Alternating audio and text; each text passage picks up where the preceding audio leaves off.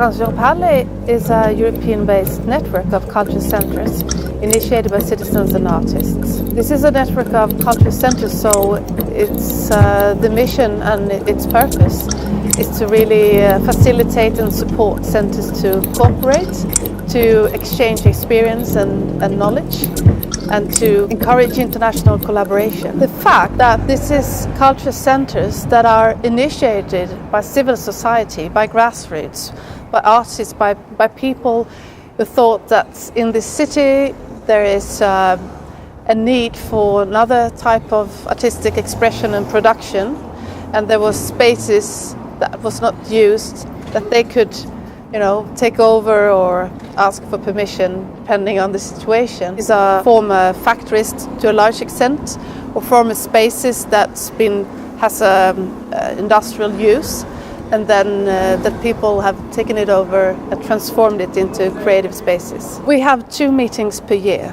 and it's almost 80% of our memberships come to those meetings. They consider them the most important activity, because we're spread out in 30 different countries, and to be able to meet during a few days, to get to know each other, exchange, learn, that's the basis for a network, because then you create the relationships.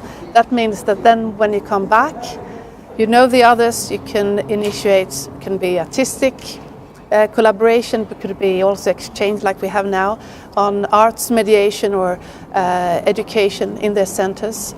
We're doing a big project right now about how can cultural organizations actually find a more sustainable financial model without compromising their artistic integrity and their mission. And that is involving the whole network. Our spring meetings have a theme, and it's more of a conference. It's a reflection of what's happening in society, what is important right now. And then we have our camp meetings, which is more focused on discussing and working on projects and collaborations between the members. So we have a need for both of these type of meetings. Here today, it's maybe more about invited speakers and researchers and discussion. And the other type of meeting is really doing projects together. We're talking about people that are action-based. Here it's about politics. And last spring, the topic was about spaces of indecision.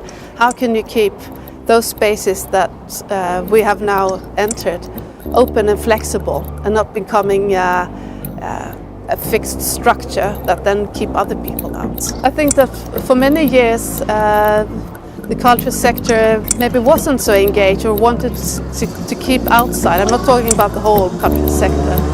And now with the urgency and the dramatic changes we're experiencing, there's a sense of that we need to talk about this, and we need to see how we can respond to those changes.